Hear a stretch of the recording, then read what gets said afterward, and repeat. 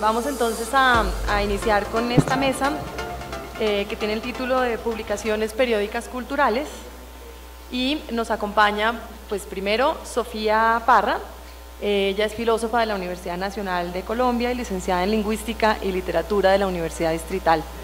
En este momento ella es la editora de la revista de artes visuales Errata,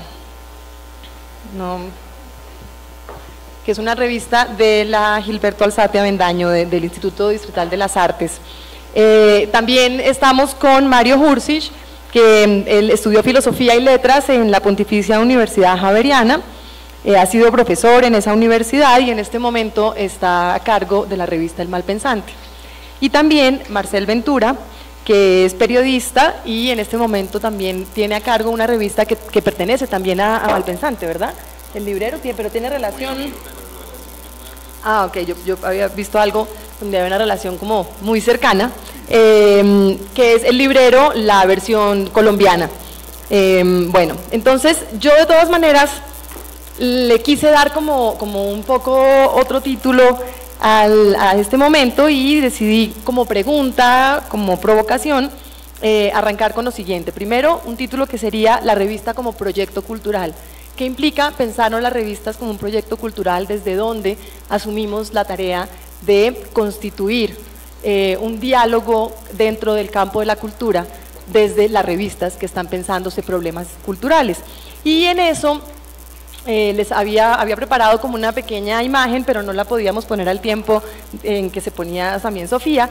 Entonces había planteado dos tríadas, son dos triángulos, y las dos tríadas eran de un lado el papel del editor y del otro lado algunas de las acciones del editor.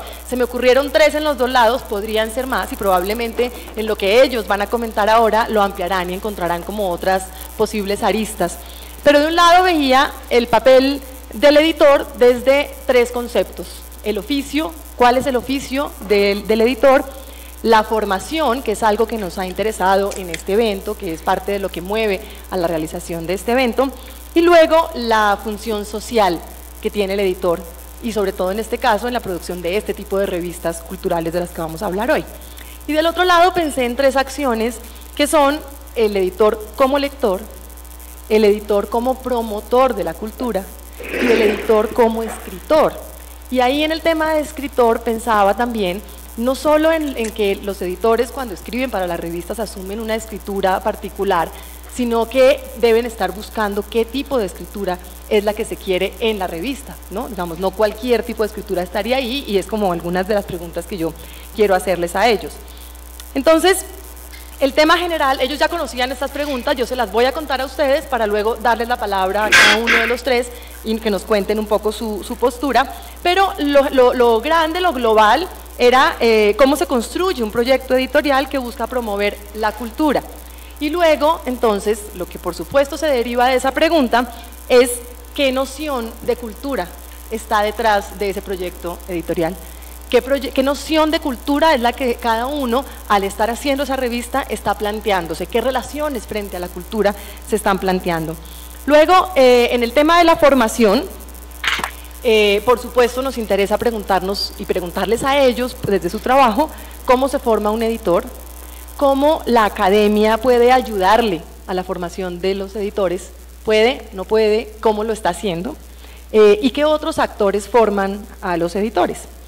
Frente al oficio, yo les preguntaba cuáles son los elementos principales del oficio, en el caso de ellos frente a sus revistas, cómo conciben la producción de cada número de la revista, qué relaciones hay con temas de actualidad, qué relaciones hay con otras cuestiones del pasado, cuáles son como los criterios que se ponen en juego cada vez que hay que definir un nuevo número de la revista. Quería preguntarles también a ellos qué tipo de lector se consideran, cuál es la relación que tienen en ese trabajo de la edición de las revistas como lectores, qué tanto forma además y qué relación con la lectura hay en la formación de un editor. Luego, ¿qué buscan promover? ¿Cuál es la noción de promotor dentro de esa visión del editor o la editora? ¿Qué promueven ellos? y qué tipo de escritura buscan, y ahí insisto, la escritura como algo que tiene que tejerse dentro del contexto general de una revista, cómo pensarse el proyecto de qué es lo que se busca con un estilo particular que va constituyendo una revista, cuáles son los límites del tipo de escritura que pueden permitir ellos dentro de esa concepción de proyecto cultural que tienen allí. Y finalmente, en la función social, yo les había hecho otras preguntas. La primera era, ¿cuál es su tarea frente al campo literario, en el caso de Mario y de Marcel, y en el caso de Sofía, frente al campo artístico, que es una revista particularmente en ese tema? La revista de Sofía, donde trabaja Sofía, es bastante temática, tiene unos números que están relacionados como con preguntas generales. El malpensante y el librero, de alguna manera, tienen como mayor libertad, me parece, pero ahora oiremos lo que ellos nos digan. Les preguntaba también si creen que en esa noción de función social como editores y como parte de esas revistas debían hacer una relación con el afuera de la revista, es decir, eventos, qué tipo de eventos hay que hacer, cómo moverse dentro del campo por fuera de simplemente la publicación de esos textos. Les preguntaba cómo creen en este momento que debe ser su presencia en medios digitales, cómo plantearse, digamos, unas nuevas relaciones. Y finalmente, una pregunta grande que me encantaría que algo nos dijeran, porque es algo que nos interesa mucho. La última pregunta que les había hecho era, ¿cómo creen que nosotros, aquí la academia, podríamos ayudar a nuestros estudiantes, en el caso, por ejemplo, del Departamento de Literatura, a formarse para trabajar en el campo editorial? ¿Cómo podemos ir constituyendo eso, que es de alguna manera lo que pues en cabeza de William Díaz en este momento y otras personas en el departamento y Ángela Arias están como pensándose, y es algo de un proyecto que nos venimos craneando en el departamento, de tener otros perfiles pensados para nuestros estudiantes, no solamente la investigación, la docencia, sino cuáles son los otros campos donde podrían trabajar, y pues este es un campo importante. Entonces, ya ahora sí, que ya ustedes conocen las preguntas desde las cuales surge la conversación, vamos a darle la palabra a Sofía.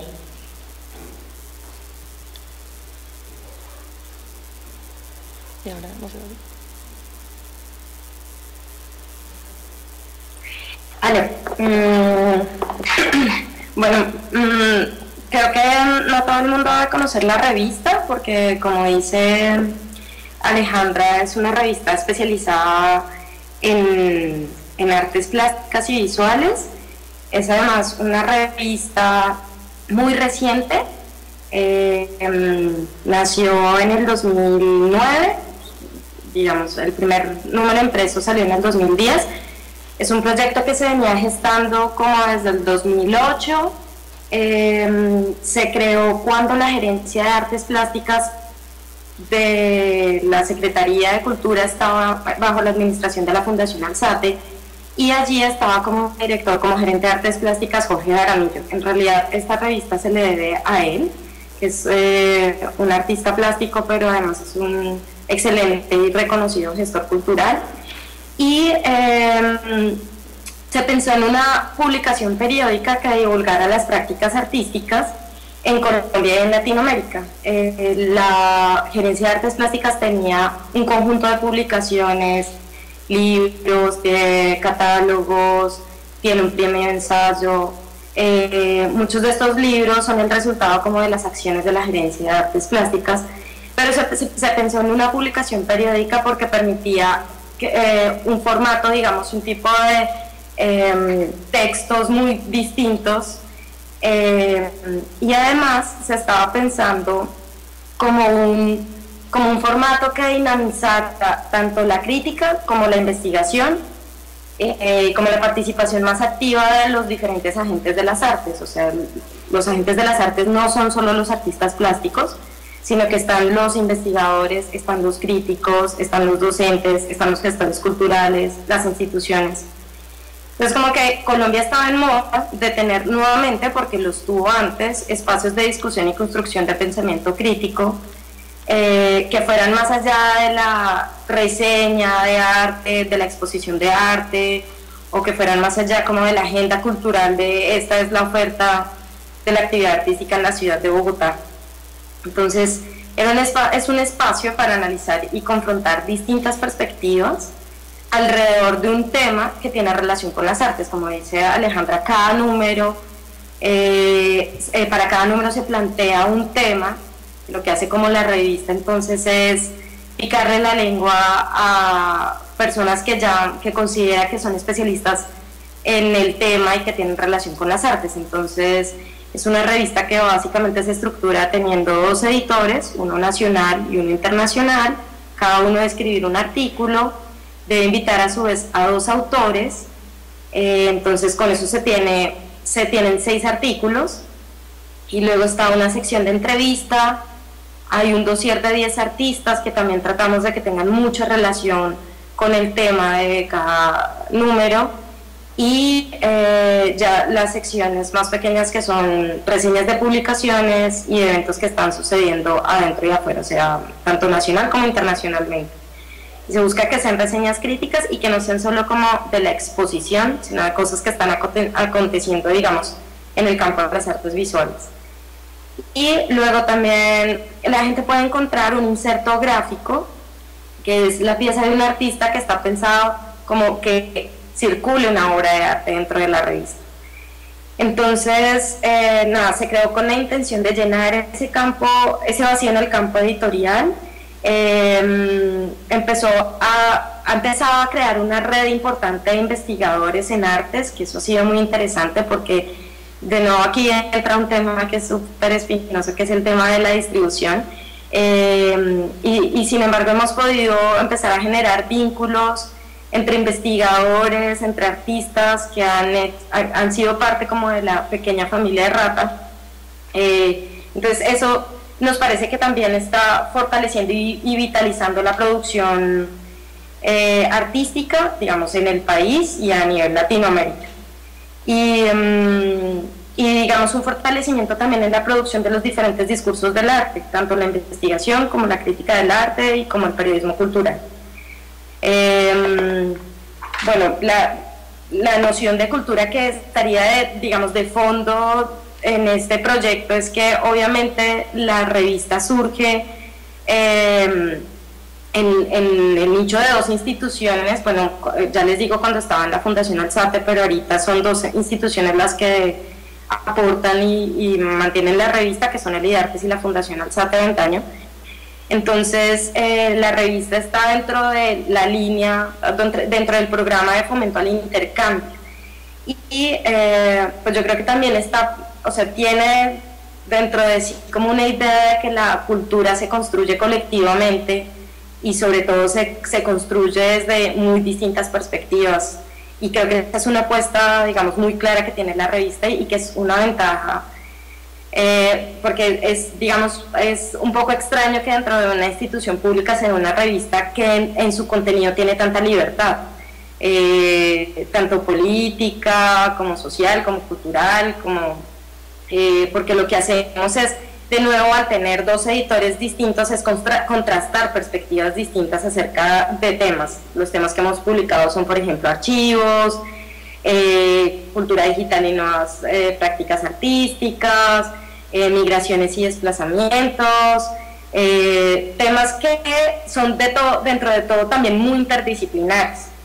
Entonces creo que es como la noción que tenemos de cultura, que es algo que se construye colectivamente y desde la diversidad y no desde el discurso hegemónico y la perspectiva como de los vencedores, sino desde la pluralidad de perspectivas. Bueno, no sé si ahí vamos intercambiando, nos vamos, ¿cómo se dice?, combinando opiniones entre todos, pues para que no sea... Vale, solo sí. Hablemos de Rata primero. Bueno, no, pues démosle la palabra entonces a Marcel. Pero, ¿por dónde vamos? ¿Por la definición de cultura? ¿Por formación? Pues Sofía arrancó por ahí, entonces podrías empezar con ese tema. Bueno, contar, sí, claro. Contar de la bueno, brevemente, el Librero es una revista que nació hace 6 años y medio en Venezuela, una revista mensual de distribución gratuita, pensada para la cadena, para la cadena del libro, es decir, para estar distribuida en librerías, en bibliotecas. Insisto, una revista completamente de libros, dedicada a libros, no necesariamente de crítica literaria, es una revista principalmente divulgativa, con mucho énfasis en la novedad literaria, porque el origen de esta revista en Venezuela era ayudar a los libreros, que en aquel entonces estaban recibiendo un promedio de 150 novedades al mes, un poco a identificar qué es lo que estaban recibiendo, ser una herramienta para ayudarlos. Como todo proyecto cultural, como todo proyecto periodístico en realidad, las cosas van tomando también otro cauce y tus lectores cambian, ganas nuevos lectores, y la revista poco a poco fue más allá de esa visión de nicho, digamos, de oficio, y ha tratado de unir en alguna medida un enfoque mucho del oficio, de los traductores, de ser un espacio para los libreros, de ser un espacio para los distribuidores, con la premisa de que si vamos a hablar de libros, pues también estamos pensando en los lectores, ¿no?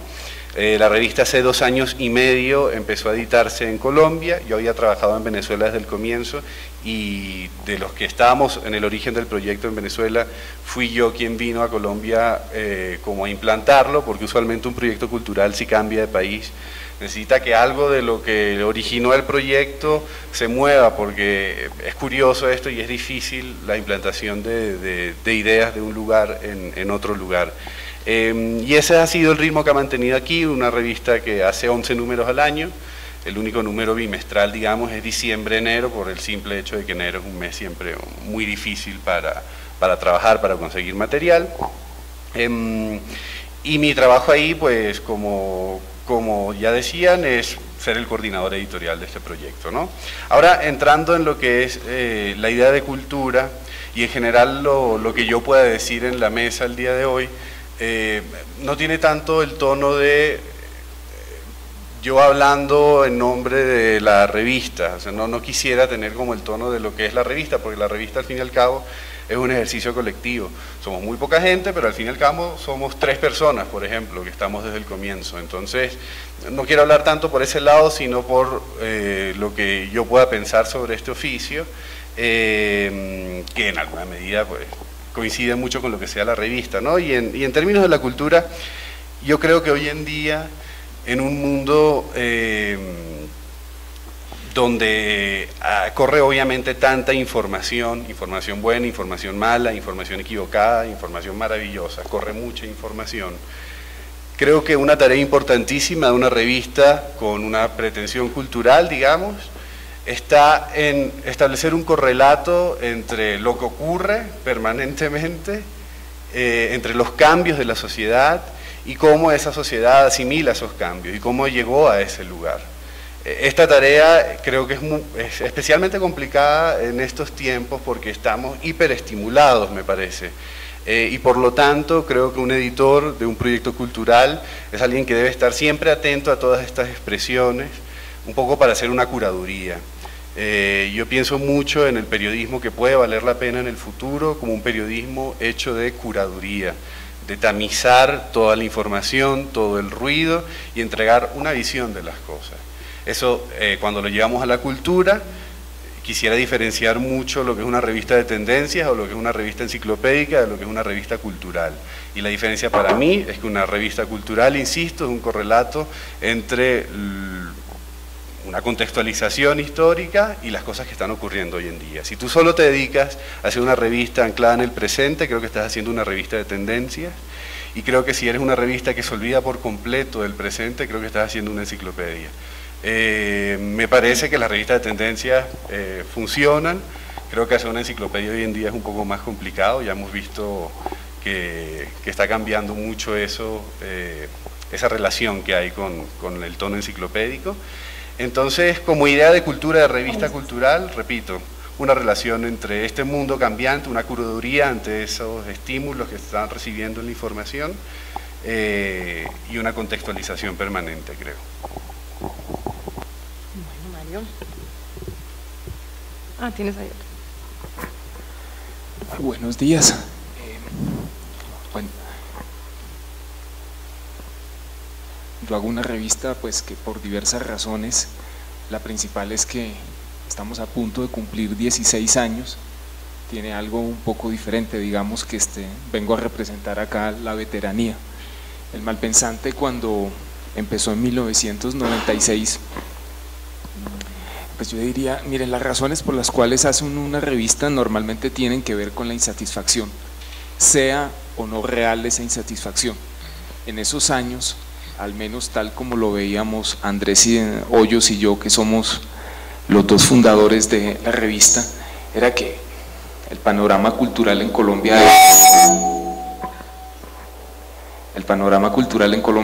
¿quieres que hable con ese micrófono?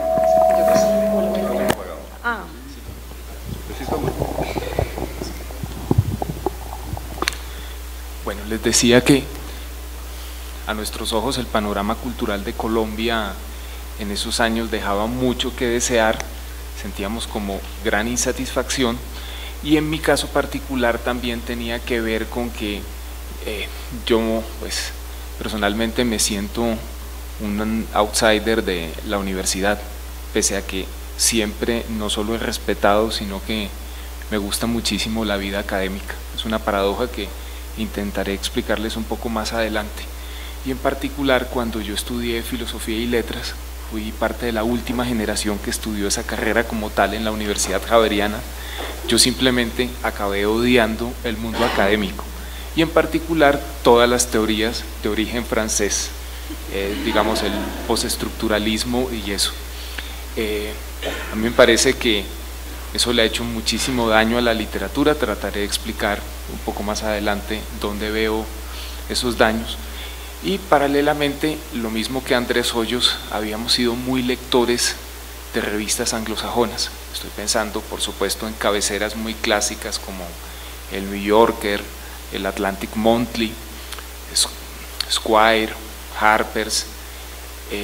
Entonces, en ese 1996, pues nos abocamos a crear un proyecto que en esencia era tratar de aclimatar una publicación anglosajona en un medio colombiano.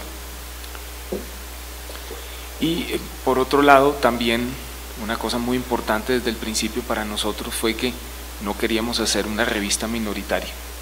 Por supuesto, estábamos muy conscientes de que el público real para una revista como El Malpensante en un país como Colombia, que tiene 45 millones de habitantes, siempre será reducido, pero de todas maneras no queríamos confinarnos a esos guetos, digamos, de las revistas universitarias o de las revistas culturales que se han hecho tradicionalmente en Colombia.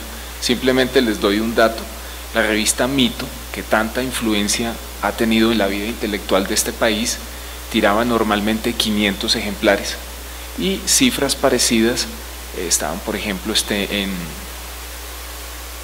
en la revista Eco, que duró tantísimo tiempo, y fueron ya un poco mayores cuando se hicieron algunos proyectos en los cuales yo participé, como fue la Gaceta de Colcultura. Entonces la revista desde el comienzo tuvo el propósito de ser una revista comercial y de competir en igualdad de condiciones con las demás revistas que circulan en el mercado.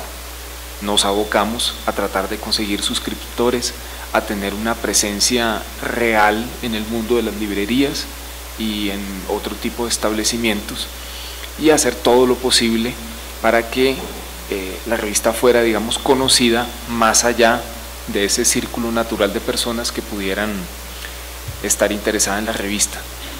De modo que pues una de las singularidades de nuestro proyecto es que, contra lo que suele hacerse en estos casos, pues no buscamos la financiación de algún organismo, de una institución, de una academia, sino que nos preocupamos por nosotros mismos conseguir el dinero suficiente para que la publicación pudiera,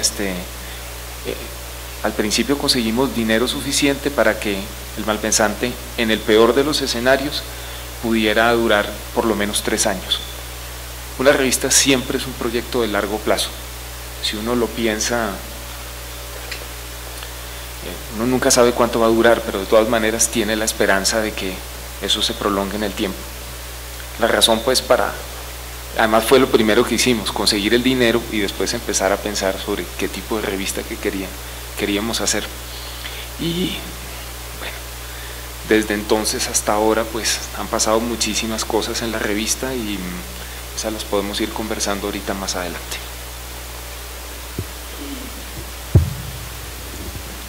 Bueno, Sofía, ¿Por dónde quisieras seguir tú? Pero no sé si seguimos por el lado de la formación del editor. Dale, un poco como siguiendo como el listado que nos diste. Yo he tenido la oportunidad de ver todo el encuentro. Creo que todos coincidimos en que la mayoría de nosotros no tuvimos acceso a una formación en edición exclusivamente. Casi todos vienen de la filosofía, la literatura. Hoy había en la mesa diseñadores o artistas visuales.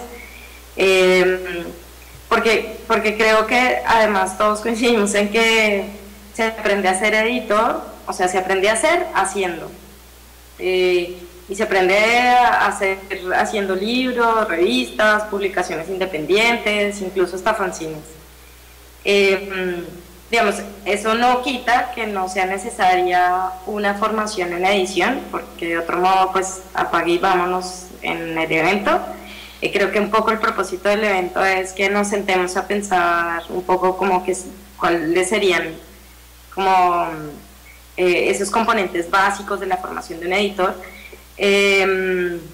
Y sí, que creo que la mayoría coincidimos en que a algunos de nosotros nos hizo falta formación en cosas prácticas del mercado o incluso de tecnología o cosas ya en relación con el uso de la lengua, en fin, que se fueron aprendiendo como sobre la marcha, pero creo que creo que la experiencia más fuerte, o sea, si están pensando en hacer un programa en la universidad o fuera de la academia, es fundamental llevar a cabo todo el proceso, o sea, estar desde la concepción misma de la idea hasta la finalización. Yo veo que, digamos, hay un gran porcentaje de los que han participado, iniciaron sus primeros pinitos, eran en la universidad, pudieron participar en revistas estudiantiles o en algún proyecto académico, y creo que untándose las manos es donde uno tiene una mejor formación.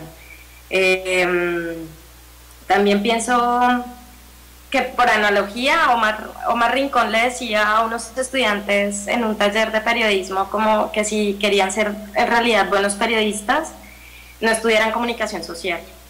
Y lo decía en el sentido como de que hay que ponerle, tengo una amiga que dice como hay que ponerle carnita al asunto, ¿no? O sea, me refiero, estudien cualquier otra cosa que le dé contenido a esas habilidades en comunicación que se aprenden estudiando comunicación social. Entonces, pienso que en muchos sentidos le pasa lo mismo un poco al editor.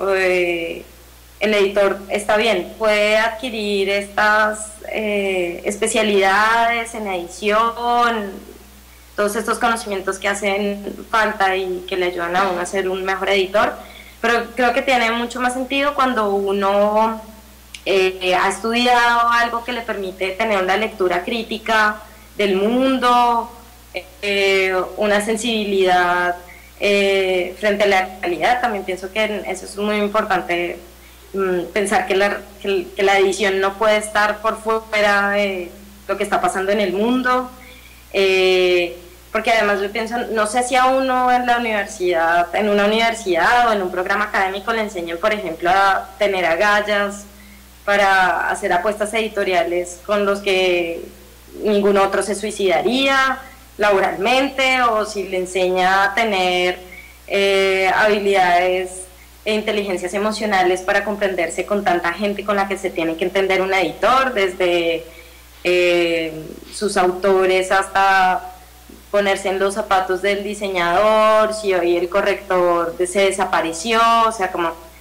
Entonces pienso que por eso soy como de la idea como de, para mí no está mal que ninguno de los editores y de los grandes editores no haya estudiado edición.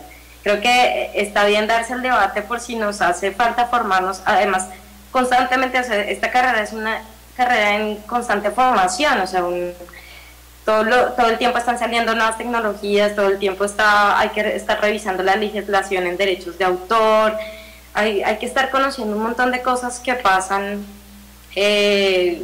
con relación al oficio. Entonces pienso como que está muy bien que tengamos estos debates, porque está muy bien encontrarnos todos nosotros que venimos incluso de otras partes y de otras áreas y de otras disciplinas. Bueno, ahí voy como dando las puntaditas. ¿Qué piensan? En línea con esto, yo creo que la edición es fundamentalmente o inicialmente un ejercicio de atención. Entonces, claro, yo no dudo que en realidad no sé si hay formas de estructurar ese discurso y formar para la atención, porque creo que en alguna medida tiene que ver también con cómo nosotros entendemos el idioma, ¿no? Yo me acuerdo que de pequeñito siempre me interesaba mucho como de dónde venían las palabras, y mi papá me cayó a mentira siempre, y todavía hoy descubro cosas que no son verdad, pero creo que se origina en eso, ¿no? En una atención ante el idioma inicialmente. Pero el idioma no solo escrito, y voy un poco a la experiencia mía también en términos de formación. Yo en alguna medida como Mario me siento también muy outsider de la academia, la respeto profundamente y de hecho creo que Colombia tiene un momento importantísimo en la edición académica, creo que varias universidades están haciendo un buen trabajo de edición, con libros además que tienen incluso vocación comercial y sobre todo están bien editados. Pero sí, no he pertenecido a la academia, mi experiencia en la academia no fue buena tampoco porque estudié comunicación social, de modo que yo respaldo totalmente, y lo digo en serio, lo que dice Omar Rincón y que citaba Sofía, porque creo que el periodismo es una serie de habilidades como lo es la edición, y que la formación teórica conceptual es otra cosa, no es el periodismo. En Venezuela, donde yo estudié, como en Colombia, también hay el equivalente al énfasis en comunicación social. Y mi énfasis no es periodismo escrito, es audiovisual, de hecho. Y lo es porque yo ya trabajaba en periodismo escrito desde antes de la universidad y no quería como que seguir haciendo lo mismo. Y voy a esto por lo siguiente, y es que audiovisual, que tampoco fue una formación buena, pero me sirvió mucho para entender un poco el tema de la edición audiovisual. Creo que ver cómo se edita una película es muy interesante también, porque es un lenguaje muy similar al editar texto. También hice radio y tengo una relación con la música, y ver cómo una canción avanza, cómo lo que significa una mezcla, cómo un pequeño detalle puede cambiar el producto final. Creo que todo eso es importante. Entonces, cuando hablo de atención ante el idioma, hablo de atención a lo que nos rodea. Creo, pero firmemente, que el cine es una gran escuela para cualquier editor. Ver cómo el ritmo de las cosas puede cambiar, entender por qué una película en algún momento decae, porque eso en alguna medida aplica también para un texto. Entonces, en esto de se puede formar, no se puede formar un editor, estoy seguro de que se puede capacitar a un editor. Creo que se le tiene que capacitar desde distintos ámbitos, creo que es valioso lo interdisciplinario siempre, pero creo que no es necesario pensar en una carrera, una licenciatura de edición, no sé, me cuesta mucho imaginar eso, ¿no? Sí creo en la capacitación, pero vuelvo al comienzo y digo que para mí, elementalmente, esto tiene que ver con la atención, creo que es un ejercicio de atención.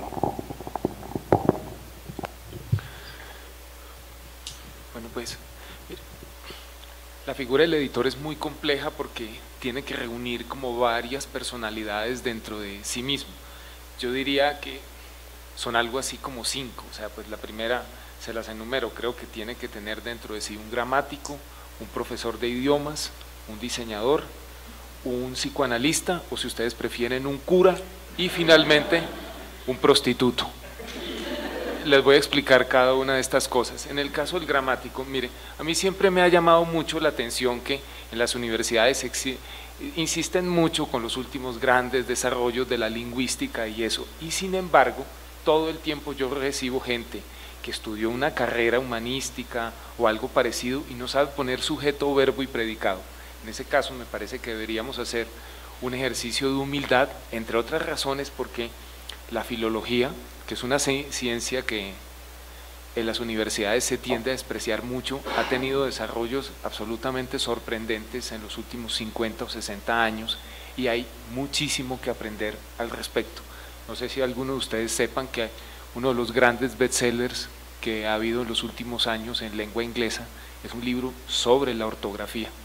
Es un libro que vendió aproximadamente entre 2 millones y 3 millones de ejemplares. En español hay un filólogo que ha intentado hacer algunas cuestiones en esa dirección, son, por ejemplo, tiene un libro sobre el uso de la ortografía que se llama Perdón Imposible, que es absolutamente maravilloso. Bueno, y con esto simplemente quiero decir es que, de verdad, miren, yo lo veo casi a diario, las competencias para escribir de las personas que me llegan a mí a la oficina son muy, muy bajas. Y eso es un problema general de la educación en Colombia, tanto pública como privada. La verdad es que la gente no sabe escribir y hay que hacer esfuerzos importantes en eso, y eso explica muchas de las dificultades que revistas como las que yo hago tienen para conseguir buenos colaboradores. Bueno, un profesor de idiomas es casi que natural, o sea, a estas alturas que uno quiera hacer una revista cultural y no conozca al menos una lengua diferente a la lengua materna, pues sencillamente es un suicidio. Eso es parte como de la curiosidad que uno tiene que tener, o sea, interesarse. Muy bien, el inglés, pero también pues otros idiomas. Miren, yo acabé aprendiendo de una manera bastante chapucera portugués, simplemente porque me llamaba mucho la atención que es un país gigantesco, es una cultura extraordinaria, con la cual tenemos una frontera, y díganme ustedes cuándo hay información que uno vea acá en un país como Colombia proveniente del Brasil. Tienen músicos extraordinarios, tienen críticos extraordinarios, tienen escritores absolutamente maravillosos, y el desconocimiento de ese mundo que está aquí nomás a unos kilómetros pues es mayúsculo. Entonces hay que conocer idiomas, porque conocer otros idiomas es de cierta manera como adquirir otra mente y otras curiosidades. Bueno, un diseñador, obviamente creo que pues la revista que hace Sofía, también el librero y el malpensante, nos hemos preocupado mucho porque hagamos algo que sea atractivo visualmente para los lectores. En este país ha habido una tristísima tradición de publicaciones culturales con un diseño que de verdad pues uno lo ve y le dan ganas de llorar. Además, eso no es una cuestión de los años 60 o 70, una de las tristes herencias del mundo de la izquierda en las publicaciones culturales es que pensaban que era pecado ponerle fotos, hacer una cuestión digamos como con un diseño enérgico, vivaz, que atrajera a los lectores. Y les digo, eso no es de los años 60 y 70, yo no sé si alguno de ustedes alcanzó a ver el periódico que hizo El Polo. Bueno, daba grima completamente. Entonces pues tenemos que preocuparnos por el diseño, y por supuesto tenemos que conocer todas las herramientas que da el diseño, no conformarse con el Word, hay que saber manejar programas como InDesign, Photoshop, hay que saber escanear cosas. Eso me parece que es parte de las habilidades que debe tener hoy en día un editor. Bueno, lo otro les decía que hay que tener pues un psicoanalista, un cura dentro de uno, porque esta profesión pues consiste mucho en, como decía Marcel, en escuchar a los demás, y normalmente pues escucharlos no es solo hablar profesionalmente de algunos temas. A menudo la edición lo conduce a uno a tener o grandes amistades o grandes broncas con muchísimas personas. Y una de las cuestiones, mire, uno como editor todo el tiempo lidia con las mentiras de los autores sobre la fecha de entrega. El tipo le dice a uno, te entrego en 8 días, absolutamente seguro. Bueno, a los 8 días uno lo llama y hay que saber, digamos, tener eso. Un editor tiene que ser simpático, un editor tiene que seducir no solo a sus lectores, sino a sus colaboradores y al público en general. Digamos, tiene que resultarles como una figura atractiva. Y lo último es el prostituto. Miren. Que para eso tienes que ser simpático, ¿no? Exactamente.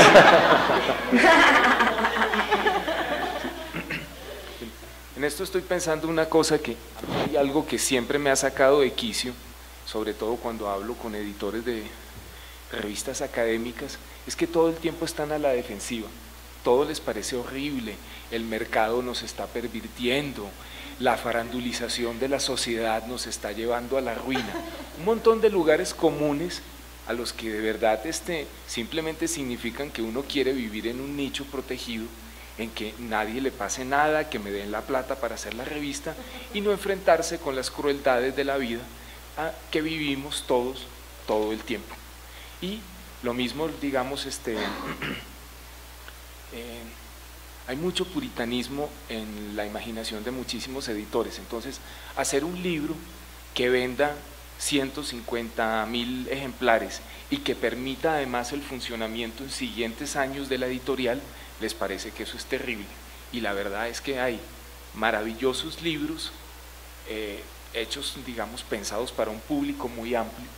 Eso, hay otros que son montones, que son basura, pero un editor no puede negarse a la posibilidad de tener éxito. Esa cuestión de que solo entonces lo que compraron 400 elegidos es lo que de verdad tiene significación cultural, vean.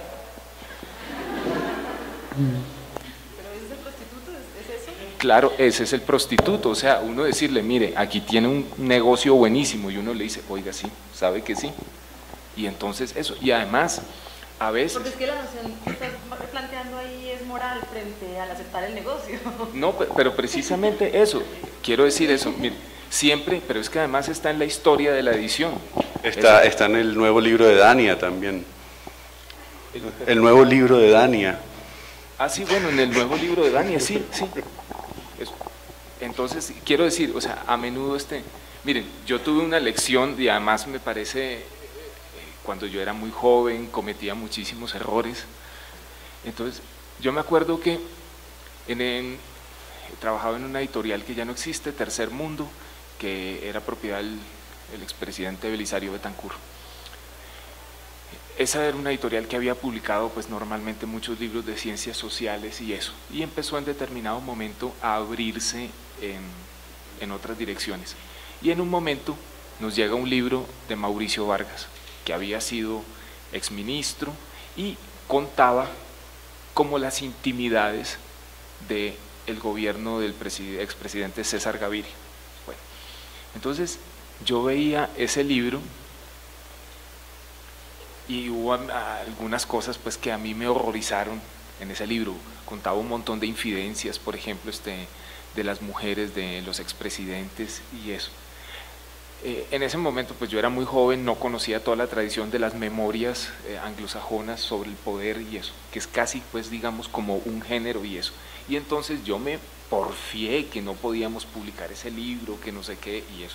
Y un editor mucho más experimentado me dijo, ¿cuántos libros cree que usted podemos vender eso? Entonces yo le dije, no sé, 10.000. Y me dijo, le garantizo que empezamos en 50.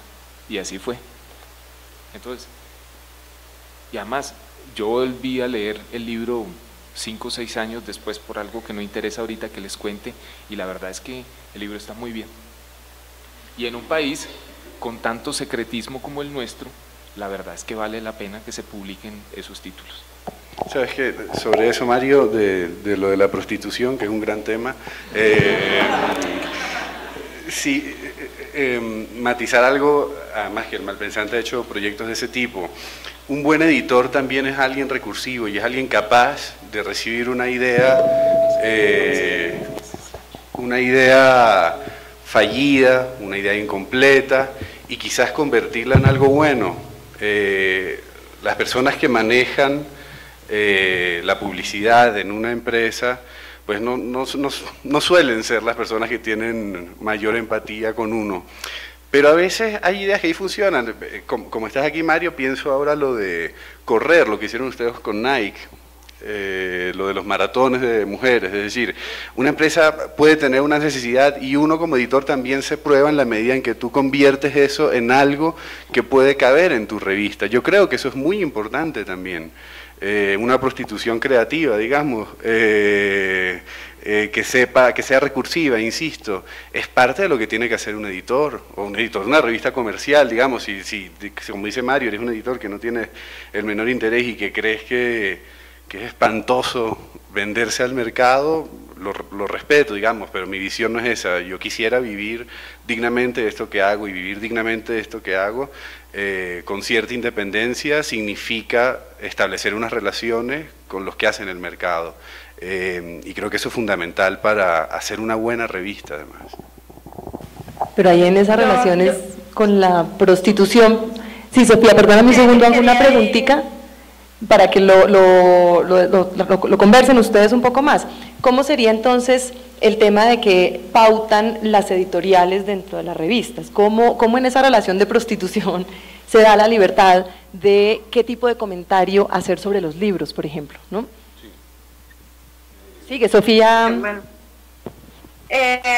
Sí, iba a hablar también un poco como sobre la prostitución recursiva, porque, claro, en nuestro caso también es una revista que todo el tiempo estaba pensando como una estrategia de circulación de lo que se hace en Colombia, afuera, pero también al interior de Colombia, porque sucede que no nos leemos mucho, que bueno, que es un tema que deberíamos tocar también en algún momento, que es que no nos leemos entre nosotros mismos. Pero por supuesto también nos toca recurrir a la estrategia de sacar un artista que es un hit al pie de 2 o 3 artistas emergentes, porque sabemos que el artista que es un hit nos va a convocar a la gente que solo se deja llevar como por el empoderamiento que ha ganado el artista famoso. Pero también entonces la salida que tenemos es recurrir a ese artista que es un hit, pero convocándolo por temas que nadie lo pondría a hablar, por ejemplo, o llamándolo a la palestra a una lectura distinta de la que siempre se ha dado de él. Es un artista que siempre lo han llamado por su performance. Pues bueno, venga, vamos a verlo desde una perspectiva distinta. Entonces, yo también creo que el editor tiene que ser muy recursivo y creativo en eso, sobre todo porque también pienso que hay un aspecto del editor que a mí me parece que es muy importante, y es como una lectura, si se quiere, política de su oficio. O sea, lo que en últimas decide un editor sacar o no, o rechazar, es una posición política también frente a lo que cree que debe circular o no debe circular, y frente a los lectores que quiere formar o no quiere formar. Y en ese sentido me gusta la idea del editor, no sé si es de André Churifin, que dice que el editor es un agitador de conciencias, y en ese sentido me parece importante pensar que el libro, las revistas, las publicaciones son dispositivos de movilización social y cultural y política. O sea, esto no es un oficio ingenuo, digamos. Un poco pensando también como en una pregunta que tú tenías por ahí acerca de las lecturas que uno hace, y como por ejemplo la labor de editar o no ciertas cosas, incluso históricamente han tenido un impacto, ¿no? Uno se pone a pensar como el papel de las publicaciones, por ejemplo en la Revolución Francesa, o toda la movida de las imprentas anarquistas en finales del siglo XIX en la España. Como que uno dice, tú preguntabas dentro de la lista de cosas que nos mandaste, así es una pregunta que era como ¿qué otros actores son importantes en la formación de un editor? Yo diría que un actor fundamental es la calle. La calle con lo que allí acontece, con las figuras que allí pasan. Por eso también defiendo la idea de que no se aprende a ser editor sino en la práctica, porque en realidad aprendes de los errores que cometiste, aprendes de el gol que lograste meter, y aprendes de los actores que se vuelven arquetípicamente, digamos, en el transcurso del oficio, en tu sombra, o en tu mentor, o en el hada madrina, bueno, está como digamos, está como en todas estas decisiones y equívocos el aprendizaje. Dejabas en el aire la pregunta esta de cuando las editoriales pautan, además la asumo más que el resto de la mesa porque la mía es una revista de puros libros. Y uno pensaría que naturalmente son las editoriales las que les interesa financiar un proyecto de ese tipo. Y por interés entiéndase dos definiciones. La definición bonita de que quieren que algo cultural que los afecta siga adelante. Y entiéndase la parte realista, que es que quieren tener una injerencia sobre lo que tú haces en la revista y que los libros aparezcan. Si nosotros tenemos problemas económicos como los tenemos, no vengo aquí a quejarme, es precisamente porque cuando empezamos en Venezuela, creo que en el primer año varias editoriales se acercaron, inicialmente sin exigir nada, pero sabíamos que tarde o temprano iba a ocurrir lo inevitable, y era que al segundo o tercer mes comenzaban a decir, bueno, mira, se nota el autor, o por qué no sacaste determinada cantidad de libros, etcétera, etcétera, y comenzamos a pelear de manera amistosa, digamos, a defender un poco la posición nuestra, que era, pauta con nosotros, y lo agradecemos infinitamente, pero la revista no, digamos, no va a cambiar su enfoque por eso. Y hoy en día, además, que es algo que lo pueden evidenciar ustedes, si ustedes agarran la revista El Librero, solo van a encontrar una pauta, que es del Grupo Santillana, y no hay ninguna otra editorial pautando. Si ustedes abren la revista y hagan el ejercicio, verán que entre las notas de libros, es decir, notas de 2, 3 páginas, entrevistas con autores, etcétera, no van a encontrar en ninguna revista más de una nota, o excepcionalmente algún otro libro de Santillana metido en una nota mayor de Santillana. Sí, Santillana, estoy convencido, no tiene mayor peso en la revista que cualquier otra editorial que no ha pautado con nosotros. Y si Santillana aparece mes a mes en la revista, puede influir por un lado que en efecto pues agradecemos lo que hacen, pero por otro lado Santillana es un gran grupo que me parece que cada mes al menos tiene algo que es bueno, porque tiene sellos muy interesantes, maneja autores buenos y es periodísticamente importante por algún motivo cada mes. Eso lo defiendo aquí, lo digo de Santillana, lo puedo decir de Planeta, lo puedo decir de cualquier grande que vemos como un gigante, un enemigo. No, hay editores muy buenos y hay autores muy buenos en esas editoriales. También editoriales pequeñas quieren pautar con nosotros, en algunos momentos excepcionales lo han hecho, y a veces simplemente apoyamos un proyecto independiente en el que creemos. Por ejemplo, está el caso de Ricardo Corazón de Papel, no es una editorial, es una encuadernadora. Y con frecuencia le hemos dado espacio para avisos que son gratuitos porque sabemos que es un apoyo. Es decir, entendemos el tema del espacio publicitario como algo que se adapta en función de quién es tu anunciante, claramente. Y cuando afecta directamente, como tú bien lo señalas, lo que podría ser el enfoque, la línea editorial tuya, dejamos muy claro de entrada algo. En alguna gran editorial de estas de las que les he hablado, uno de nuestros vendedores, para que tengan una idea cómo es esto, una vendedora fue a ver si pautaban los próximos 3 meses. Y la revista El Librero tiene unas pequeñas reseñitas al comienzo de la revista que reúnen entre 55 y 60 libros cada mes. Son reseñas muy breves.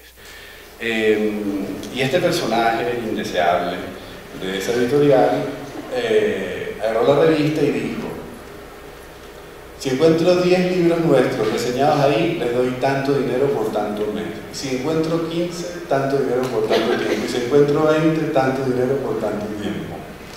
Cuando abrió, evidentemente encontró 5, que es una muy buena proporción, si reseña 55.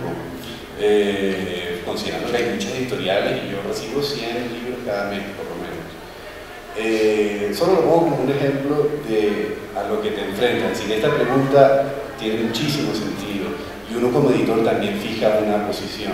Esa prostitución recursiva, yo la veo en términos de que si mañana me llama tal editorial y dice, mira, voy a traer a este autor, y es un autor que a mí me puede interesar por algún motivo y él dice que quiere pautar para que yo lo saque, bueno, encontremos un tono quizás, pero no me vayas a decir qué es lo que tengo que hacer mes a mes, ni cuántos libros voy a sacar, ni si tienes a 3 autores y voy a entrevistar al que tú quiere, porque no siempre es así.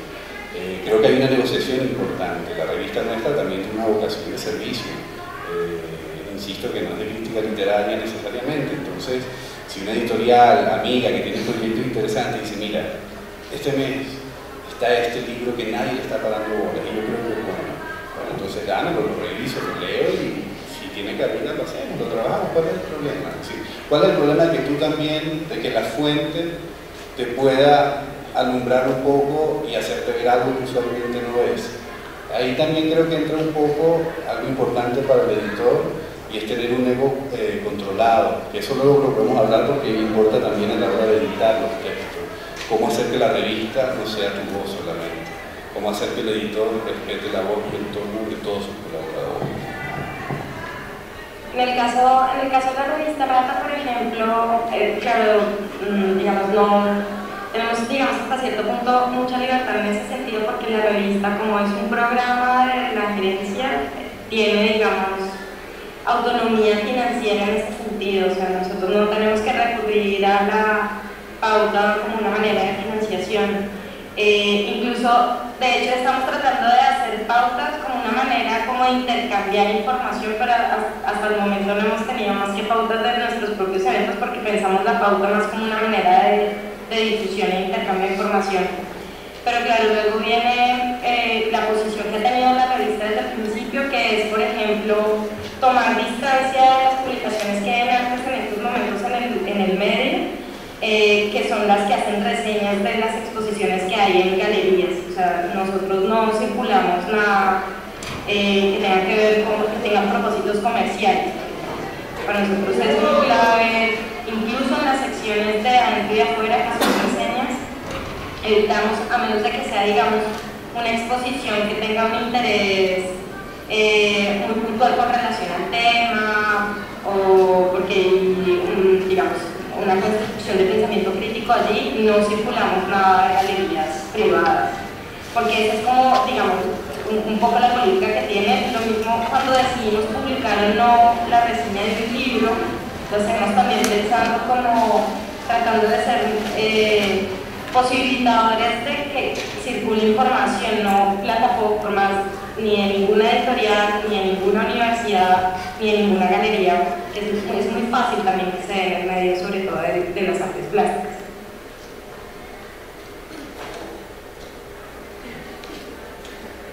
Ahorita peleo con lo que acaba de decir Sofía, pero antes quiero explicar un poco un ejemplo que puso como Marcel, ya que entramos pues en lo de la prostitución recursiva.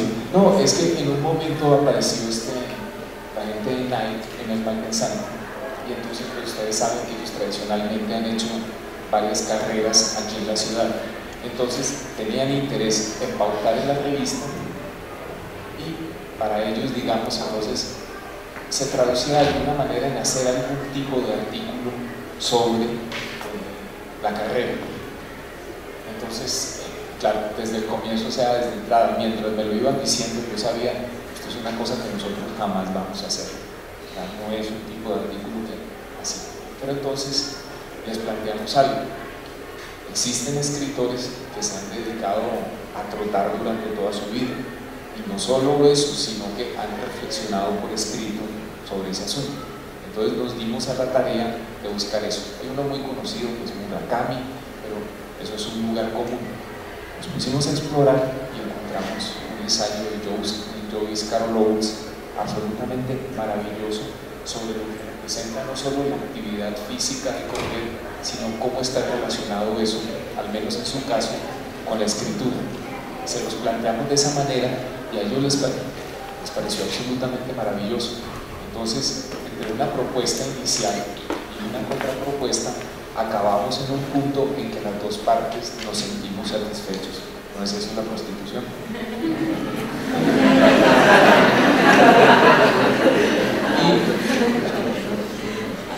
Y lo otro es, digamos, dentro de este tema, obviamente, de lo que estamos discutiendo es cuál es la capacidad crítica de una publicación. Y para mí ese es un aspecto medular de esta discusión.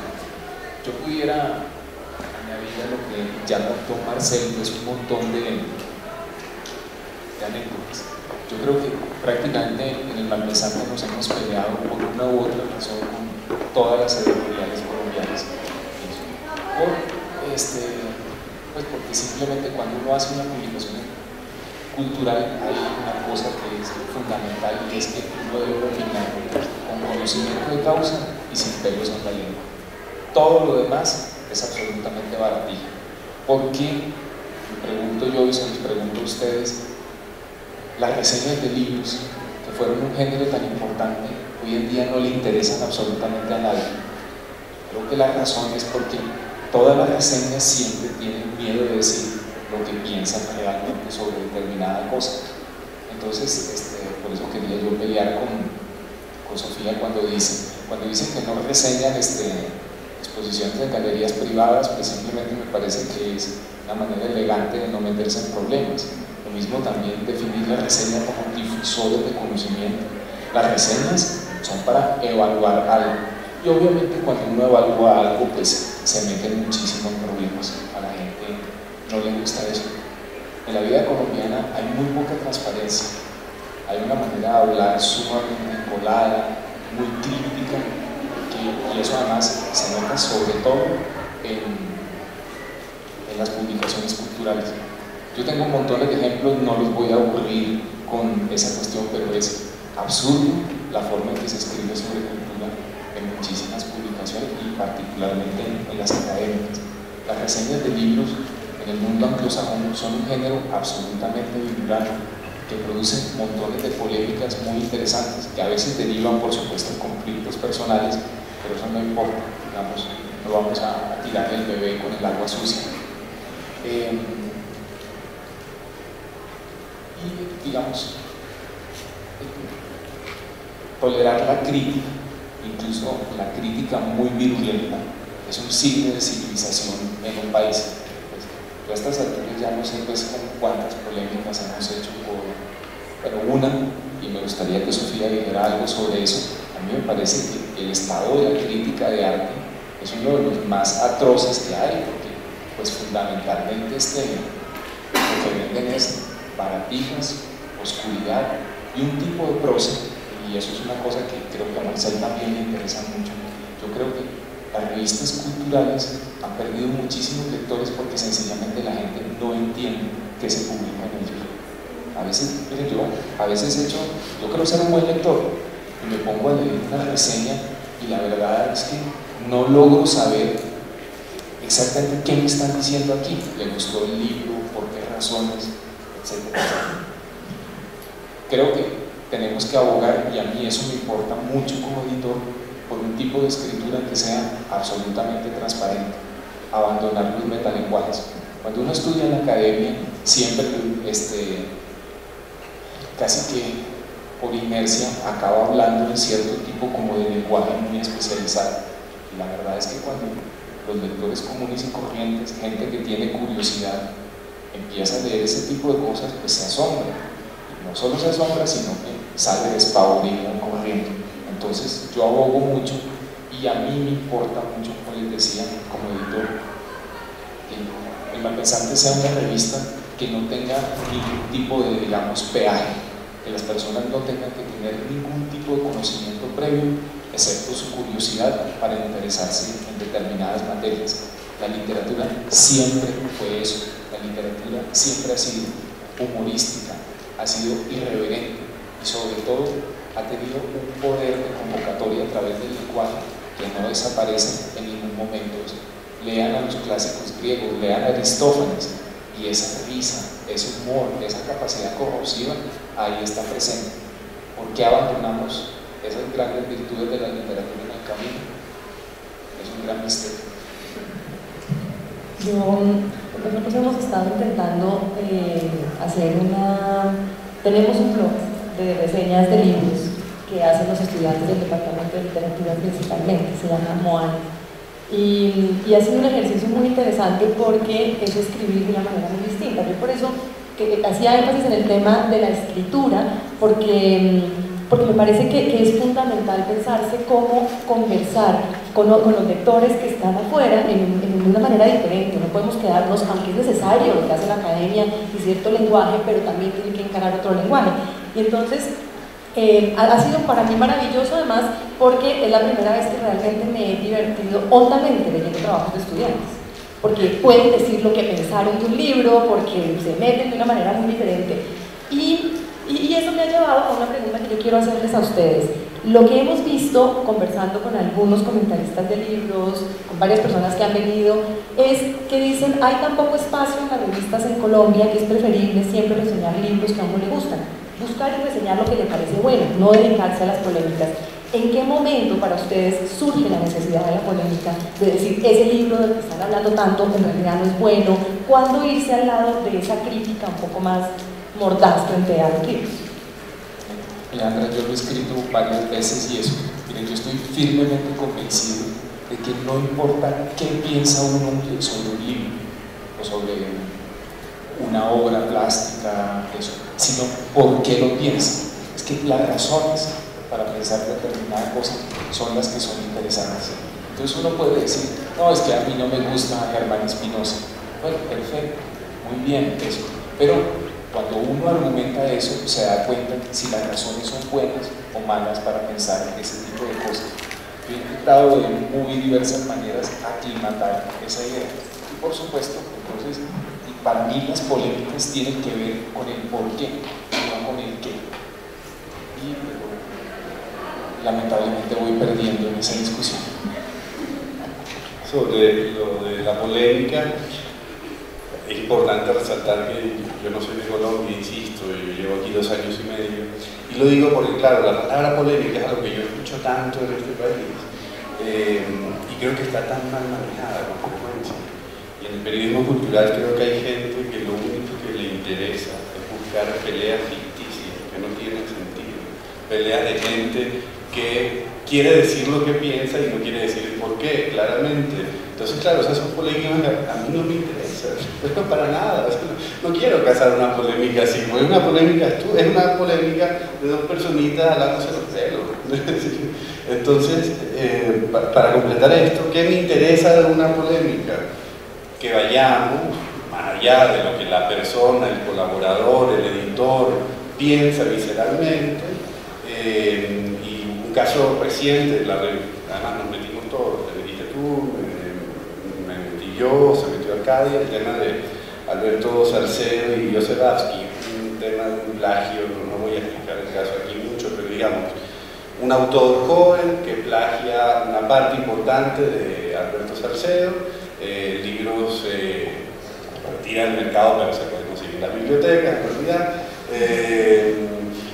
Y estos detallitos, o sea, poder contar de verdad con profundidad y con un orden cronológico cómo transcurren las cosas y no convertirlo en el joven que se vio jodido por el viejo, o el viejo avaro que quiere destruir la carrera del más joven, o el joven que es malísimo y que plagió porque no tiene talento. Esas ideas a mí no me interesan en lo más mínimo. Entonces las polémicas que yo quiero cazar, yo no sé si llamarlas polémicas, son simples argumentaciones. Y una argumentación tiene que ver con los porqués, siempre. Yo creo que... Discúlpame, sí, Sofía. No, ahorita digo lo que estaba pensando como de razón. A ver, miren, a mí me parece que las polémicas pues se pueden, a ver, a uno le puede caer muy mal algo, pero lo importante es cómo argumenta ese malestar una persona sobre una cuestión. Yo siempre trato de que las polémicas que promovemos en el mal pensante, digamos, sean un interesante tema de conversación pública, de diferentes maneras. Eso estuvo una polémica con Nicolás Morales por un asunto, porque él escribió en su columna en Arcadia una columna especulativa. Entonces, digamos, lo que hacía fundamentalmente era preguntarse, una pregunta muy legítima, ¿cuánta plata ganan los funcionarios de la cultura? Bueno, el tema me parece magnífico, pero entonces no investigó, sino que simplemente se imaginó, por cosas que le habían contado, cuáles eran los sueldos de esos funcionarios. Y entonces a mí me pareció pues, que eso era, miren, ustedes hacen esa cuestión en cualquier otro campo y lo linchan a uno, pero en la cultura pues, se considera como, ¿por qué no? Quiero especular sobre esa cuestión. Entonces, me parece que, digamos, en este caso, pues, había un tema muy interesante de discusión, y era cuál debe ser el soporte documental de las columnas de opinión. Y creo pues, que eso es un tema que trasciende totalmente la antipatía o simpatía, en este caso, pues, es un buen amigo mío, y me parece que era un tema como interesante de discusión. Y luego lo otro, creo que hay que tener como un filo polémico, empezando por uno mismo. Miren, en el Malpensante, por principio, privilegiamos las cartas de los lectores que nos dan palo, la gente que polemiza con nosotros, que nos señala errores, que critica acerbamente siempre este tipo de cosas. Solo les pedimos una cuestión: miren, tengan un poco de moderación en las formas, es decir, pues, no en los insultos, no a los insultos, y por lo demás, todo el campo es para ustedes. Yo los invito a que ustedes vean cuál es el medio que publica cartas contra su director. Difícil encontrarlo.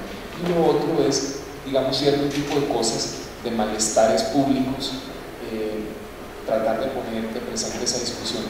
Yo voy a publicar ahora un artículo absolutamente virulento contra los performance, y eso, bueno, yo esperaría que en el rato, de vez en cuando, también se volvieran contra sí mismos, como también en el Malpensante nos han encuentro contra nosotros mismos. Sofía, ¿querías? Sí, no sé si... Sofía, saca los cuchillos, Sofía. ¿Cómo? Saca los cuchillos, Sofía, la navaja. Voy a hacerles un virus informático. Podría en estos momentos es mi única acción más potente. Yo creo que me parece muy interesante que me pongas a pensar si en la revista no reseñamos exposiciones de galerías privadas por evitar la polémica, porque además que este mundillo del arte que hasta ahora estoy conociendo, así que es o sea, hay muchos celos profesionales, hay unos celos impresionantes, en fin, no es tanto por evitar la polémica, sino que también, digamos, no es conscientemente por eso, sino porque, claro, lo que está, digamos, lo que es claro para la revista, porque es una revista, hay que tenerlo en cuenta, institucional, es que estos espacios de galerías ya tienen sus espacios de circulación en las revistas que incluso se inventan las mismas galerías. Entonces, claro, como no queremos hacerles divulgación y publicidad, entonces seguramente evitamos tocar aspectos que podrían ser interesantes a abordar de estas exposiciones, no desde el punto de vista publicitario, sino desde otro punto de vista, pero digamos que tratamos de hacerlo cubriendo otros aspectos de lo que sucede en las artes, porque las artes no son solo lo que acontece y se vende en estas galerías. Entonces, quizás lo que hemos tratado de hacer, que ha sido incluso muy difícil también, cuando dijiste lo de la lectura, o sea, como hacer textos transparentes, es poderle picar a la gente la lengua en que muestre sus lecturas acerca de lo que está pasando. Entonces, lo que hacemos es, se vio la nueva sede del Museo de Arte Moderno de Medellín, como qué significado tiene eso, pero le damos total libertad a los autores de que asuman el tema. Lo que les sugerimos es que nos ofrezcan su lectura como del asunto. Y creo que así lo hacemos también como tratando de confrontar dos editores distintos, que es como, mire, nosotros le ofrecemos el tema, pero la idea es que nos dé su lectura, pero también con lo que nos hemos encontrado y con lo que me he encontrado que ha sido muy difícil es que en el mundo de las artes hay un lenguaje que es súper hermético, y creo que ahí coincido contigo en que el postestructuralismo le hizo un daño a un montón de gente y una generación de escritores, y sobre todo en las artes, que que digo como, pero no sé ni siquiera si entre ellos mismos se están entendiendo, o sea, no hay nada más oscuro que el texto, por ejemplo, de las curadurías, el texto que uno se encuentra al entrar a una exposición, o sea, uno dice como, ¿qué está queriendo decir este texto? Entonces un poco como lo que quisimos hacer con la revista era sacar a la luz estas investigaciones que se están haciendo entre un montón de gente que no se leen entre ellos, que no sabemos que existen, y era un poco por eso como que le damos los artículos a investigadores. Se supone que hay, claro, hay toda una jerga, hay también un montón de hábitos de escritura súper oscura o anquilosada, o sea, el trabajo ahí de editorial ha sido, digamos, muy fuerte, y si para algunos es un sueño editar, ahí se vuelve a veces como una pesadilla. Y luego también la primera revista no tenía esa sección, que era la sección del dossier que les contaba, y después empezamos a pensar como, bueno, estamos llamando a que escriban los investigadores, el curador, el especialista, pero luego nos empezamos a dar cuenta que uno de los agentes más importantes como de las artes era también el artista, que a él paradójicamente no le estábamos dando su propia voz, porque sobre las obras de arte siempre se escribe otro. Entonces, para el segundo número apareció la sección del dossier. Quizás esto se conecta con una pregunta que nos hacía Alejandra acerca como de qué escritores buscamos o qué escritura publicamos. Es que nos pusimos a pensar que ya no queremos que sea el otro escribiendo sobre la obra de arte, sino el artista mismo escribiendo sobre sus propios proyectos artísticos, pero también eso nos hizo flexibilizarnos un poco con el tipo de textos que recibimos allí, porque este es un espacio mucho más experimental, o sea, hay artistas que nos han... la sección está pensada como para que usted, artista, hable sobre su propia obra con relación al tema que le planteamos, pero y nos han salido cosas como tipo un diario, otro hizo entrevista, o una vez Mauricio Bejarano hizo como un cuento de ficción, hablando de un tercero. Entonces también que ahí nos relajamos un poco y dijimos, bueno, siempre pensando en como por lo menos que nos estemos poniendo de acuerdo sobre las cosas, o sea que sean textos inteligibles, pero claro, ahí digamos nos abrimos un poco más a lo experimental. Bueno, vamos entonces a abrir a preguntas del público. No sé si hay alguna pregunta, comentario.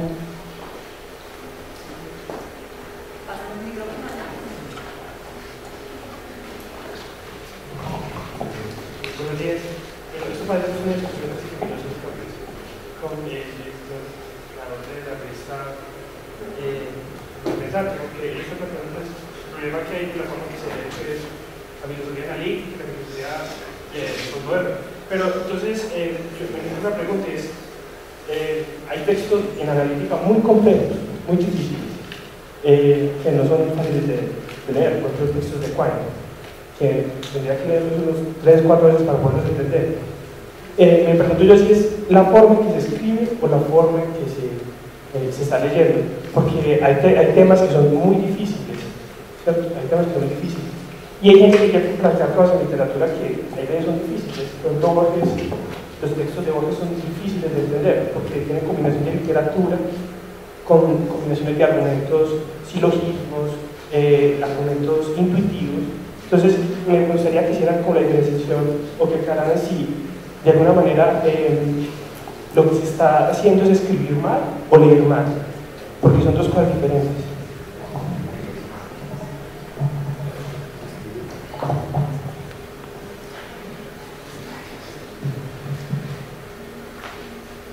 Yo sé perfectamente que hay muchos textos que tienen como una dimensión técnica, que digamos, casi que por eso mismo tienen un grupo reducido de lectores.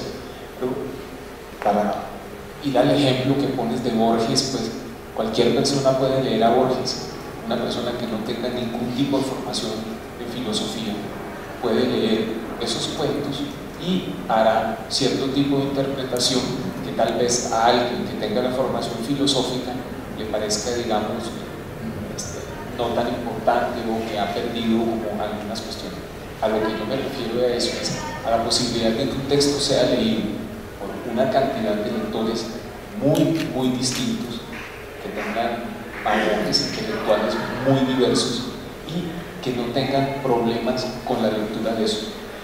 Muchos de los textos de la tradición postestructuralista es que sencillamente ni siquiera pueden decir qué es lo que quieren decir. Y además, esa tradición de que la oscuridad es sinónimo de profundo, pues me parece que a estas alturas no resiste el menor examen. La gente que escribe confuso es porque normalmente tiene un pensamiento confuso. Yo sé que hay excepciones, podemos hablar de Hegel, pudiera ser un buen ejemplo de ese asunto, pero en la mayoría de los casos simplemente significan que esas personas no han pensado lo suficiente sobre el problema que están analizando y tampoco le han dedicado el suficiente tiempo a la escritura.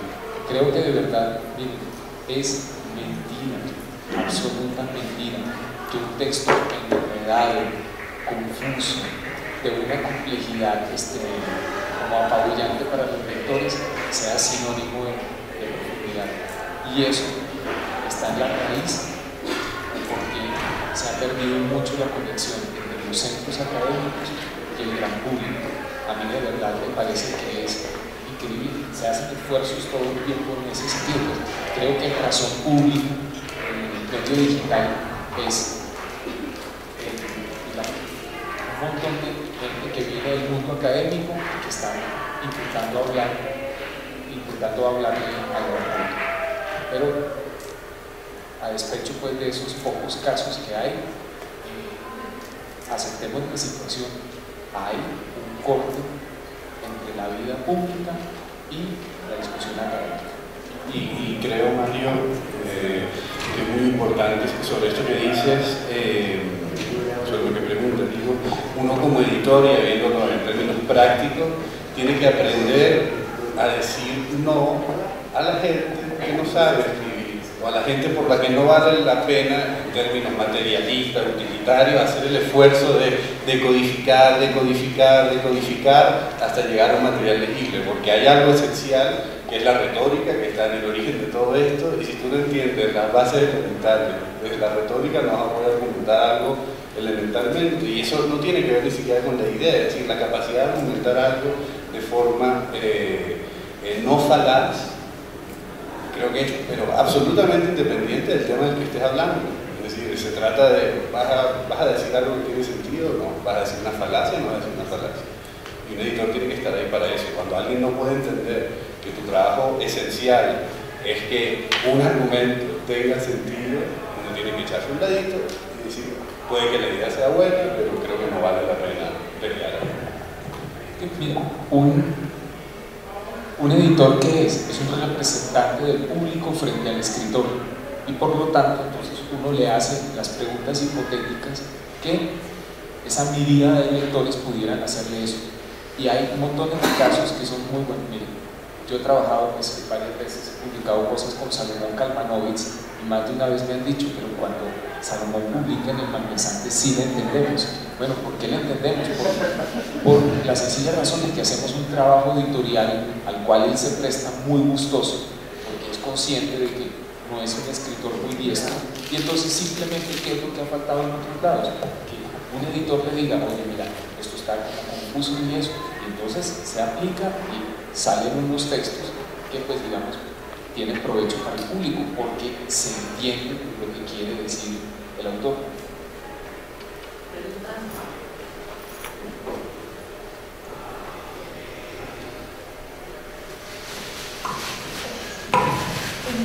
En la academia una de las principales.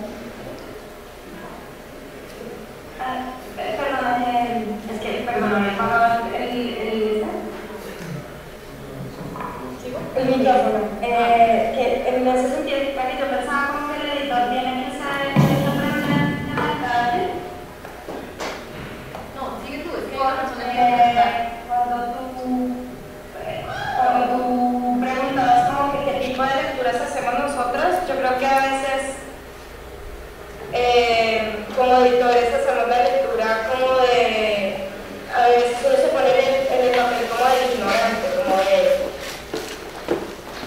como de sacarle al texto lo que uno puede aprender, qué me quiere decir, porque yo a veces pienso que hay un vicio que nos deja la academia, y es que como están en unos nichos tan cerrados, tienen un montón de presupuestos en los que aquí todos nos entendemos sobre qué estamos hablando, porque todos hemos leído, a mí me pasa mucho en filosofía, ¿no? Como a Kant, o estamos en una clase de Hegel, o estamos en una clase de Heidegger, entonces que se habla en un lenguaje muy oscuro porque se parte de la presuposición de que todo el mundo tiene los conocimientos que nos permiten hablar en este ámbito académico.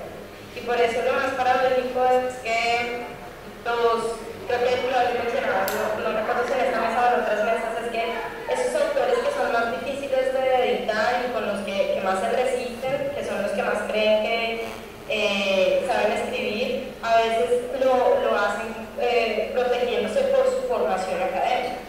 ¿Sí? Como que no le puedes tocar ni una sola coma porque ellos todo lo tienen fríamente calculado, pero porque no han tenido la modestia de bajarse al nivel del mundo común y darse cuenta que, pues, que necesitamos entendernos entre todos. Entonces, cuando tú decías cómo podemos desde la academia ayudar, claro, yo pensaba, tenía como ese romanticismo de, bueno, a mí me parece que la academia a uno le da la capacidad de tener pares académicos, de trabajar en equipo, de aprender una lectura crítica, argumentar, pero también a veces siento que la academia nos llena de un montón de vicios que nos hace olvidar que escribimos para ser leídos, para entendernos entre todos. Es un poco como la paradoja que tiene la academia. Ahora sí, bueno, les comentaba que una de las preocupaciones más grandes que nos han presentado la academia respecto al mundo editorial y a la misma industria es la falta de lectores por un lado, como prima el deseo por parte de los públicos de ser leídos, y no exactamente de leer a los demás.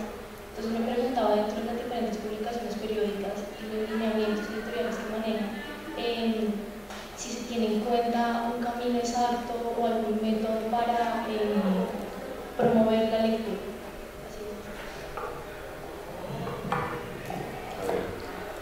Van dos partes. Primero, con respecto a que no hay lectores.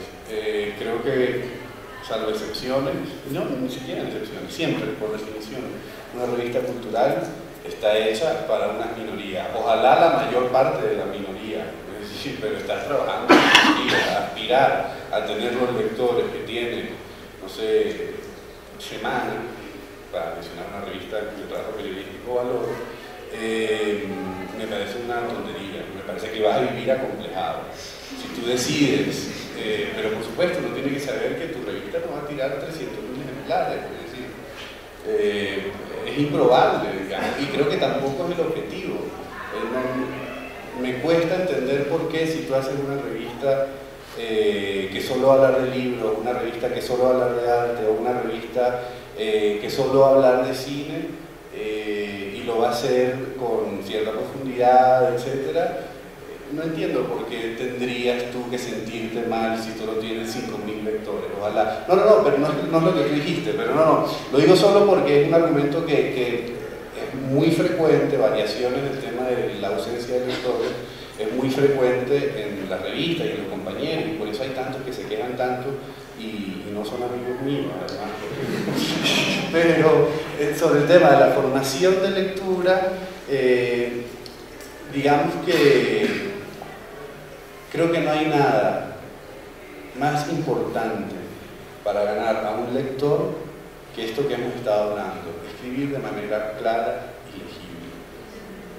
Yo no entiendo, porque no he estudiado cómo tú haces esto de grandes actividades con libros y si eso tiene incidencias, repartir libros, supongo que sí, pero digo, desde mi acera como editor de una revista y como editor que espero ser siempre, el único aporte que yo sé que puedo dar siempre es que un texto que yo presente tenga un punto de vista, sea legible y le diga algo al lector que no sabía antes.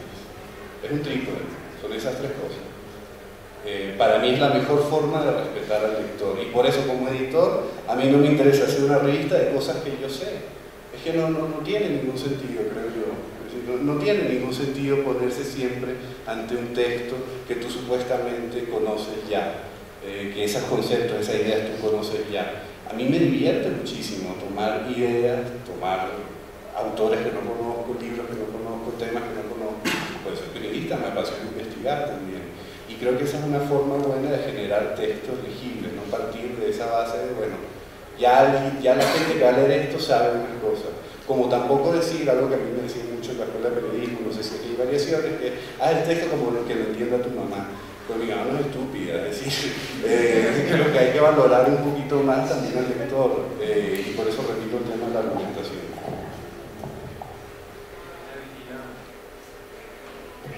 Añadiría lo que acaba de decir Marcel. Me parece que las revistas culturales tienen unas rutinas que hay que romper. Quiero decir, sobre determinados temas casi tú puedes adivinar lo que se va a decir de antemano. El ejemplo que se me ocurre en este momento es la televisión. En general, los intelectuales son muy dados a condenar la televisión. Entonces, repiten el viejo eslogan de la caja tonta y eso.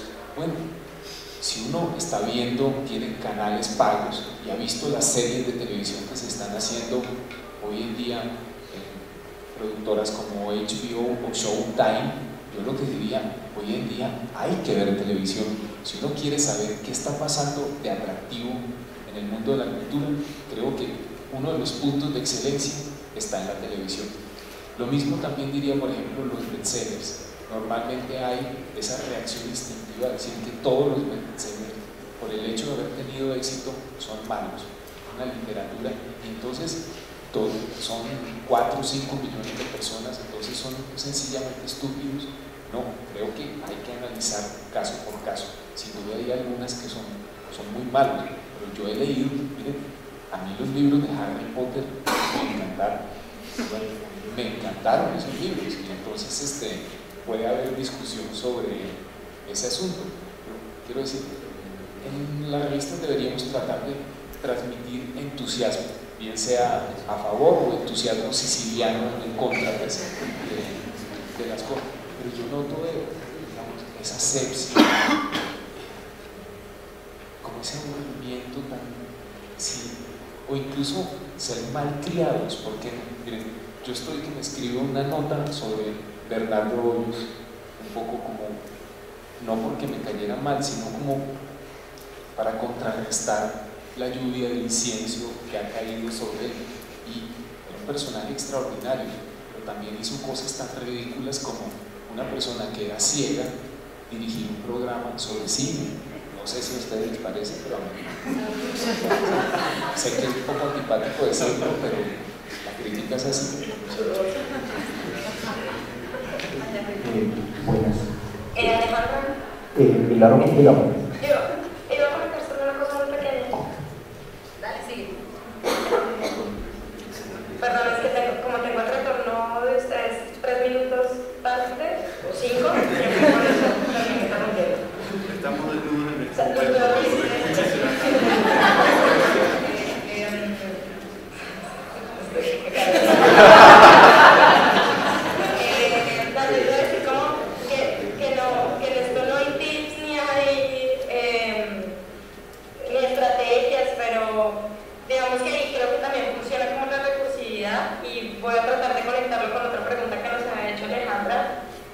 sobre si la revista debía salir,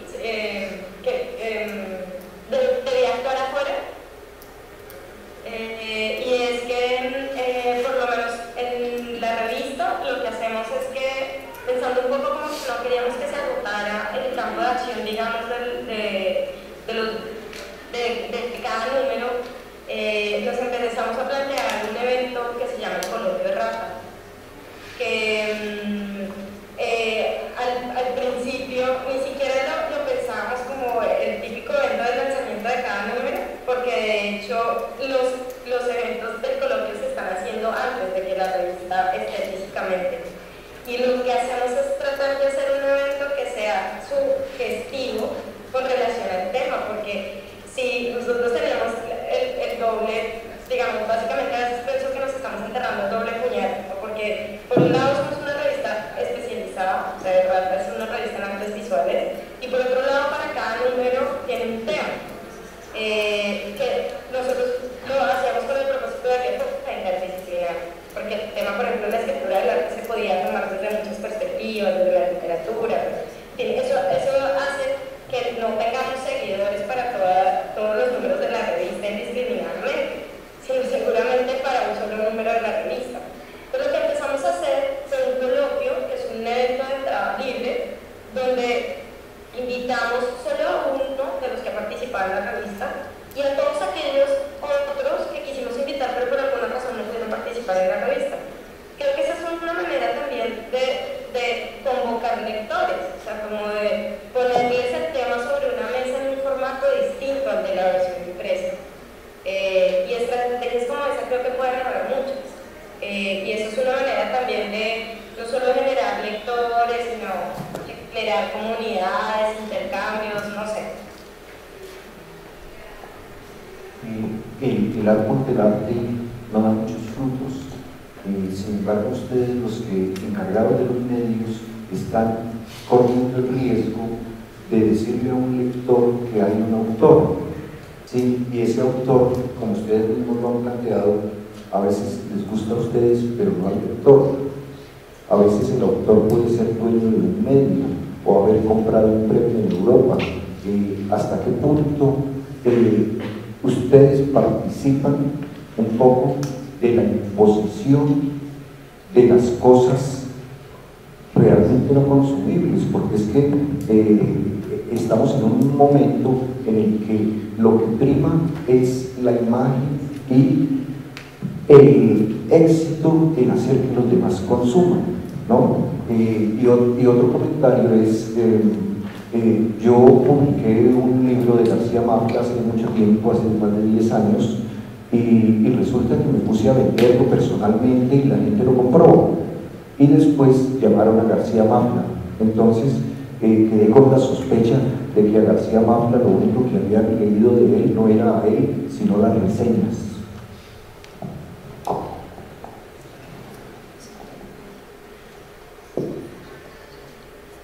Creo que eran tres cosas distintas, pero digamos, la primera, cuando uno está al frente de un medio, hay una cosa que es inevitable con eso, y es que lo quieras o no, te vuelves prescriptor. Se supone que, digamos, uno habla desde una posición de autoridad y que la palabra de uno es palabra divina. Eso siempre pasa. Cualquier persona que hace una revista grande o pequeña se ve en esa situación.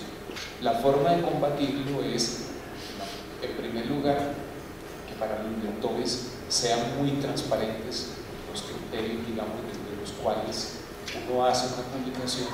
A mí me gusta mucho, por ejemplo, el New York Times tiene una sección que en Malpensante vamos a empezar a hacer, y es explicarle a los lectores con detalle por qué se han tomado ciertas decisiones. Entonces, es una sección maravillosa. Entonces, lo hacen voluntariamente, no porque un juez se los haya ordenado, ni mucho menos, sino porque consideran que es parte, digamos, de ese esfuerzo del periodismo para que los ciudadanos vean, digamos, cómo se toman cierto tipo de decisiones.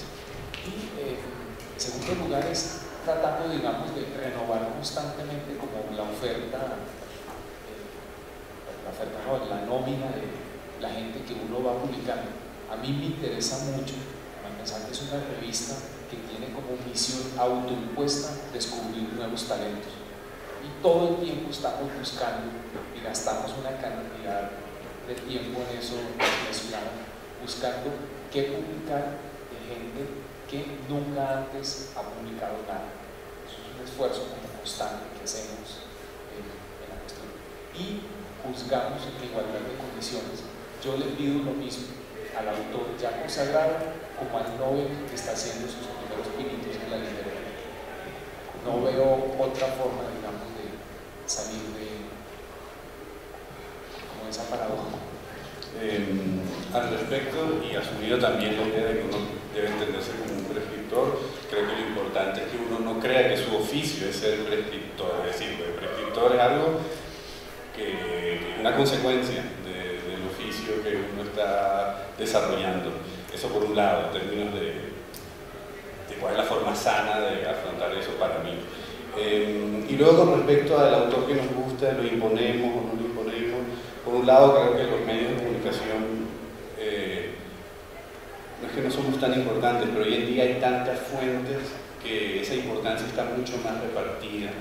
Eso por un lado, y eso es un hecho objetivo, es decir, hay más medios de lo que había antes, y eso por definición significa que la atención está muchísimo más distribuida, por lo tanto no es algo que me pese tanto, pero sí me importa muchísimo más hablar de los libros que no necesariamente leería. Por un ejemplo, en el librero hicimos un especial hace, no sé, 10 meses sobre la buena autoayuda.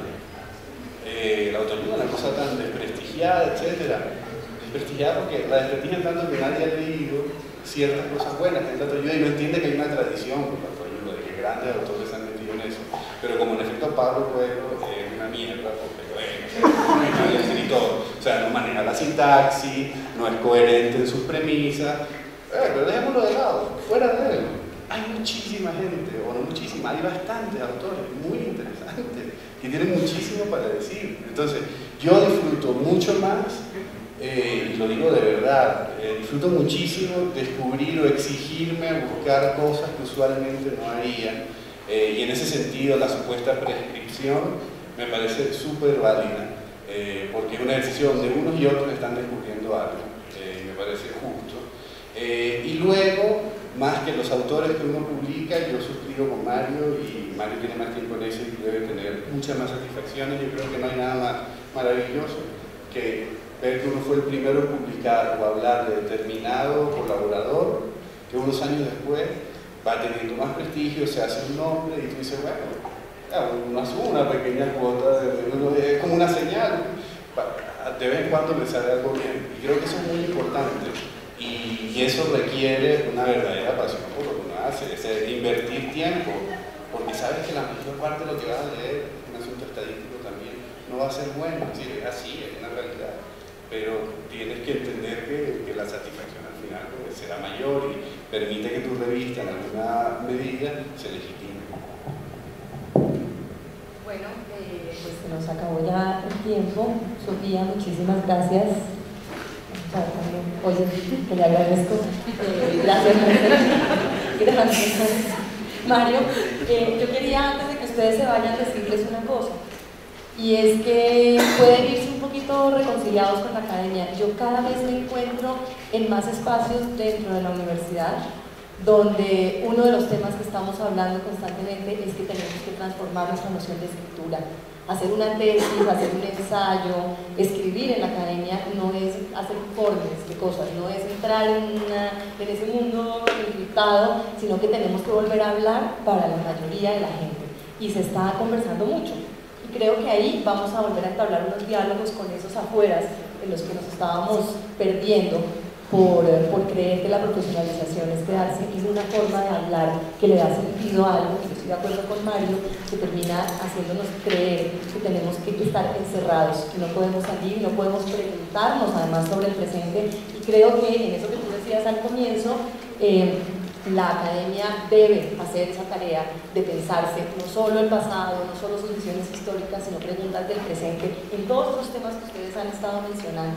¿Por qué en este país se leen cierto tipo de libros? ¿Por qué el mercado hace X o Y? Y no simplemente pararnos en lugares de prejuicio, como en muchos casos pasa en los cursos, ¿no? Uno ve que los estudiantes y los profesores tenemos unas posturas muy prejuiciosas y hemos tratado de ir moviendo eso y de pensar como de maneras diferentes.